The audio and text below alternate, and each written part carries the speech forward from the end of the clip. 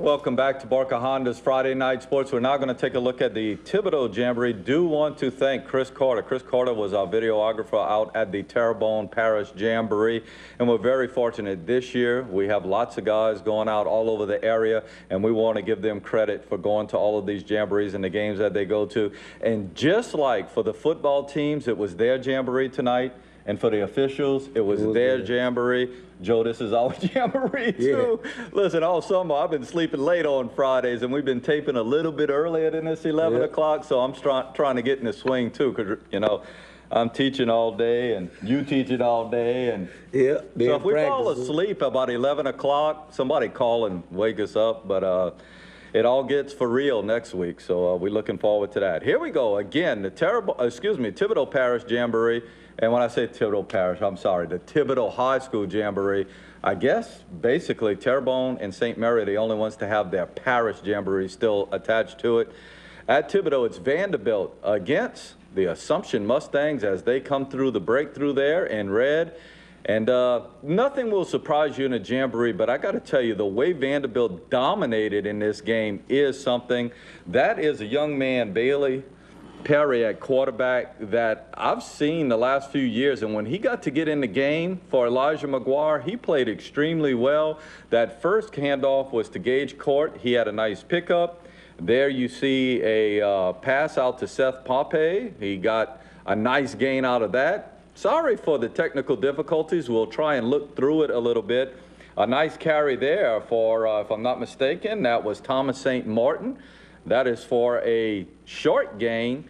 But as you can see, methodically, Vandebilt just moving the ball down. There is number 24, Tristan Guidry. He actually gets it in for a touchdown. The extra point conversion is good by Patrick Watson. Your score at this point, 14-0, as the Terriers had already scored a touchdown early in that game. Again, sorry for some of the technical difficulties with this, but we do want to show some of these kids doing well. That is a touchdown pass. Chase Hutchinson on the catch, number 85. That was from Perry. Perry had one heck of a game, 21-0 after the extra point by Patrick Watson. Here you see they kind of got that Colts look on the helmet. Yeah, exactly. I didn't remember that. Oh, that's a good-looking kid right there who breaks it away.